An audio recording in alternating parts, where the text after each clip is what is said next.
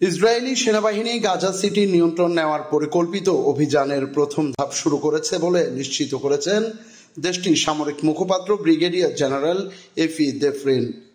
বুধবার এক সংবাদ ব্রিফিংয়ে তিনি জানান, সেনারা ইতোমধ্যেই গাজা সিটির শহরতলিকে ঘিরে ফেলেছে এবং সেখানেই অবস্থান নিয়েছে। দেফরিন বলেন, আমরা প্রাথমিক অপারেশন শুরু করেছি এবং গাজা সিটিতে হামলার প্রথম পর্যায়ে প্রবেশ করেছি। ইসরায়েলি প্রতিরক্ষা বাহিনী এখন শহরতলিতে অবস্থান করছে।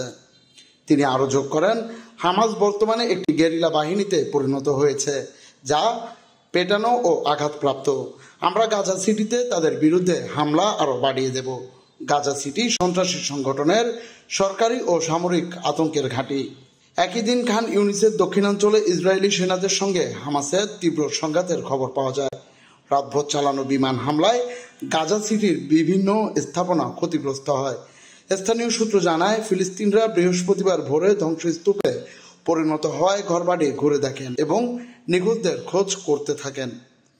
এদিকে আন্তর্জাতিক গণমাধ্যমে প্রকাশিত ছবিতে দেখা গেছে, গাজা সিটির একটি আবাসিক এলাকায় রাতের বোমাবর্ষণের পর সাধারণ মানুষ ক্ষতিগ্রস্ত বাড়িঘর পরিদর্শন করছেন। বিশ্লেষকরা বলছেন, ইসরায়েলি বাহিনীর এই অভিযান যদি পুরোপুরি গাজা সিটিতে বিস্তৃত হয় তবে এটি চলমান সংঘাতকে নতুন মাত্রায় নিয়ে যেতে পারে। All remaining hostages in exchange for an end to war. Israel has maintained it will not end the war. আন্তর্জাতিক ডেস্ক, নোঙ্গর।